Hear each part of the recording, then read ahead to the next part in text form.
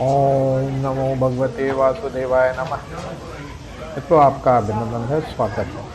आज हम चर्चा करते हैं वामन देव जयंती एवं वन्य जीव संरक्षण दिवस। तो आज दो दिवस हैं। वन्य जीव संरक्षण दिवस भी हमारे लिए मुख्य दिवस है एवं वामन जयंती। तो पहले हम चर्चा करते हैं वामन जयंती What's a के बारे baby में। under it? Under आप it. सबको Wait, no. विदित है कि भगवान विष्णु जी ने वामन देव के रूप में महर्षि कश्यप एवं माता अदिति के पुत्र के रूप में जन्म लिया था। Wake up, man. यह कथा प्रचलित है कि राजा बलि ने तीनों लोकों में अपना आधिपत्य जमा रखा था और जिससे इंद्र परेशान थे। पृथ्वी लोक, स्वर्ग लोक, सभी जगह असुरराज बलि का साम्राज्य था। बलि अश्वमेव यज्ञ कर रहे थे। उसी समय वामन देव उपस्थित होते हैं और मम भिक्षाम देहि, मम भिक्षाम देहि, मम भिक्षाम देहि, इस तरह से भिक्षा मांगते हैं। और उस समय राजा बलि यज्ञ की अंतिम आहुति दे रहे थे।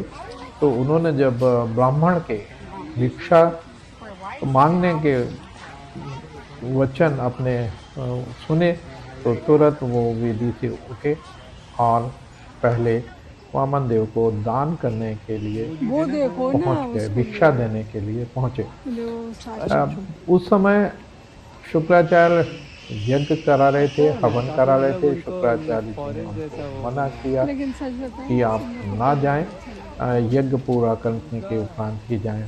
परंतु राजा बलि बहुत बड़े दानवीर थे और वो यज्ञ करते हुए पहले उठे और उन्होंने कहा पहले मैं भिक्षा दूं और भिक्षा देने के उपरांत पुनः मैं यज्ञ की अंतिम आहुति दूंगा।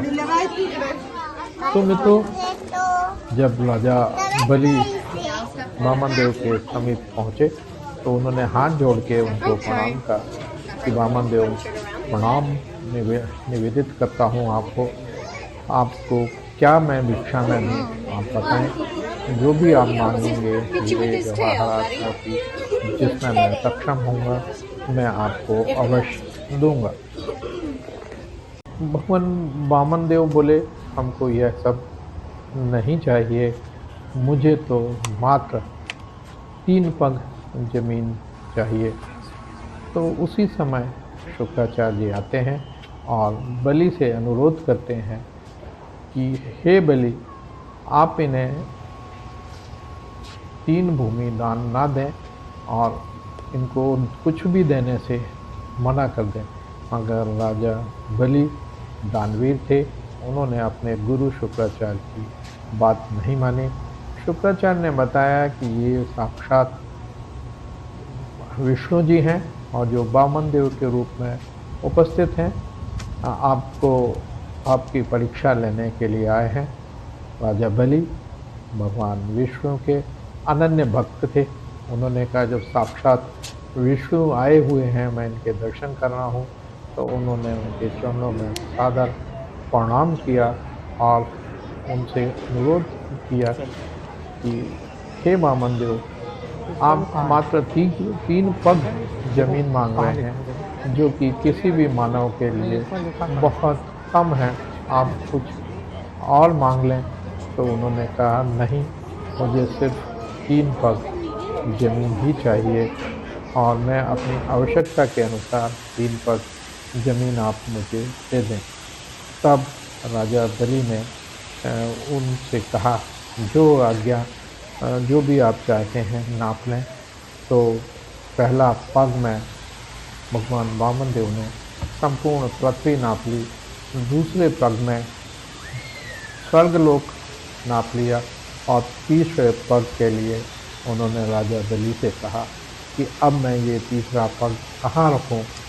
तभी राजा बलि ने अपना सर नीचे रख दिया और भगवान से कहा, वामन देव से कहा कि आप तीसरा पग मेरे सर पर रख लें, और वो तीसरा पग उनके सर पर रख लेते हैं और उनको पाताल लोक में धकेल देते हैं। इस तरह राजा बलि का जो घमंड था वो चूर होता है। भगवान उससे प्रसन्न होते हैं और उसे पाताल लोक का साम्राज्य सौंप देते हैं और जब तक अनंत काल तक जीवित रहने का वरदान देते हैं कि आप सदैव पाताल लोक में राज करेंगे, और जब भी आपकी इच्छा होगी तब आप पृथ्वी पर अपने भक्तों से मिलने आ सकते हैं। तो ओणम के दिन केरल में यह कथा प्रचलित है कि ओणम के दिन वामन देव जो है अपनी प्रजा से मिलने आते हैं। तो आज का दिन विशेष दिन है और आज ही के दिन राष्ट्रीय वन्य जीव दिवस भी है। तो आगे हम चर्चा करते हैं राष्ट्रीय वन्य जीव दिवस के बारे में। आइए जानते हैं कि राष्ट्रीय वन्य जीव दिवस क्या है। कि हम वन्य और वन जीवों का संरक्षण करें अथवा विनाश की इस लीला से हम नहीं बच पाएंगे। हमको प्रकृति का संरक्षण करना होगा। प्रकृति हमारी मौलिक आवश्यकता है। यदि हम इसका संरक्षण करने में विफल होते हैं तो हम विनाश के लिए तैयार हो जाएं। तो मित्रों, हम सब आपसे इस राष्ट्रीय वन जीव दिवस पर अपील करते हैं कि आप वन जीव का संरक्षण करें। अभी आप देख रहे हैं कि हरियाणा सरकार ने भी वन जीव संरक्षण के लिए एक नया कानून लेके आया है, जिसमें वन जीवों की सुरक्षा के लिए उन्होंने अपना समर्पण दिखाया है। मैं हरियाणा सरकार का भी बहुत बहुत आभार और साधुवाद ज्ञापित करता हूँ। हम बात करते हैं हमेशा, मैं हमेशा बात करता हूँ सनातन संस्कृति का। आप कहते होंगे कि पुरानी बातें हैं, मगर नहीं। देखिए, हम इस बात से इनकार नहीं कर सकते कि हमारी संस्कृति जो है पर्यावरण के साथ सह अस्तित्व बनाने में विश्वास रखती है। आज के समय में जैसे आप सभी जानते हैं, गणेश पूजन का पर्व है।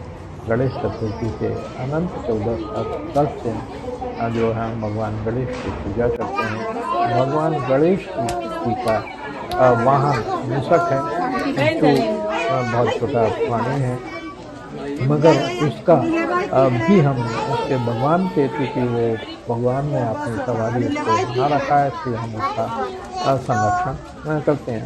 मूषक की यदि हम बात करें तो मूषक हमारे को ज़मीन को, जो खेती की ज़मीन है उसकी उत्पादन क्षमता बढ़ाता है, उसको पोरस करता है, उसमें ऑक्सीजन की मात्रा जो बिल बनाता है, तो ज़मीन पोखर होती है, उससे हमारी उसकी ज़मीन की उर्वरक शक्ति बढ़ती है। सांप जो है भगवान गणेश के पिता शिव जी हैं, इनके भाई कार्तिकेय हैं, माता पार्वती हैं। इन पर जब हम दृष्टिपात करते हैं तो भगवान शिव का वाहन नंदी है।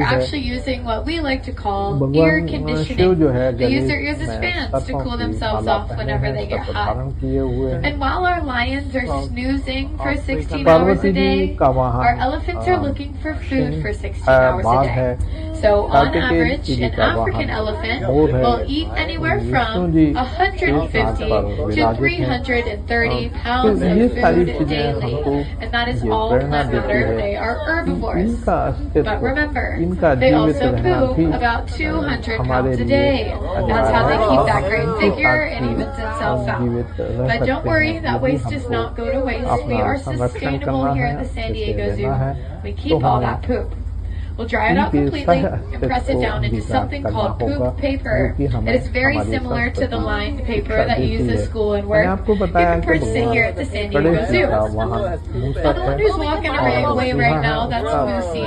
सांप He's our जो है, newest addition. चूहे का सांप चूहे को खाता है। तो और जो मोर है वो सांप को खाता है। सिंह और बाघ जो है वो सभी को, सांप को भी खाता है, चूहे को भी खाता है, बैल को भी खाता है, मोर को भी खाता है, इस तरह से वो सभी को नियंत्रित करता है। यदि हम इकोसिस्टम की बात करें या इकोसिस्टम की यदि हम बात करते हैं तो आप देखेंगे पिरामिड जब हम बनाते हैं तो सबसे नीचे हर्बीवोर्स आते हैं और हर्बीवोर्स जो है हमारी घास और को खाते हैं। उसके बाद कार्निवोर्स आते हैं। कार्निवोर्स जो है हर्बीवोर्स को नियंत्रित करते हैं। यदि कार्निवोर्स ख़त्म हो जाएंगे तो हर्बीवोर्स की संख्या बहुत अधिक बढ़ जाती है, जो कि हमारे जीवन को अस्तित्व को समाप्त करने के लिए बहुत बड़ा कारण हो सकता है। क्योंकि यदि हर्बीवोर्स बढ़ते हैं तो हमारी फसल को चौपट कर देंगे। जैसे कि आजकल नीलगाय की समस्या है। नीलगाय बहुत अधिक मात्रा में, बहुत अधिक संख्या में है और वो हमारी फसलों को काफ़ी नुकसान पहुंचाती हैं। और यदि इनको नियंत्रित करना है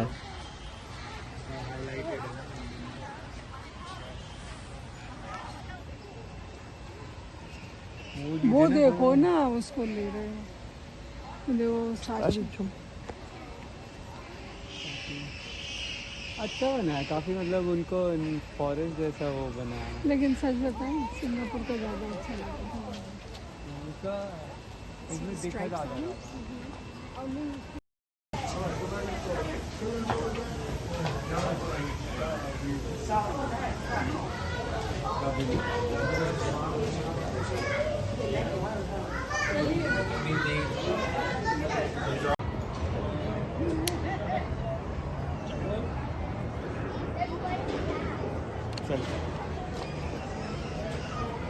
इसका वो कहाँ है?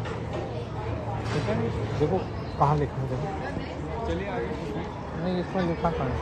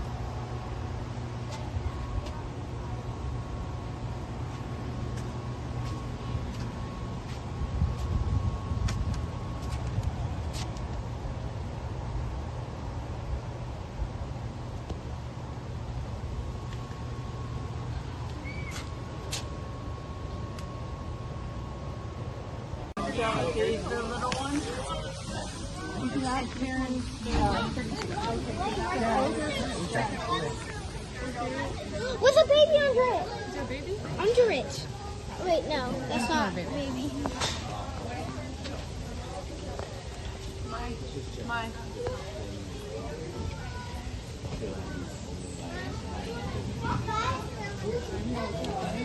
Wake up, man.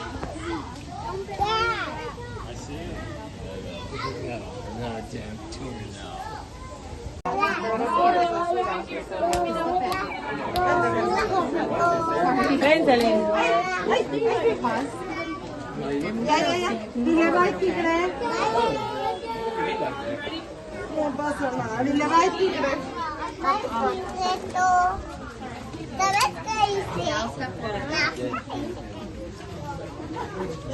Oh, sorry. You want to turn around? Dad?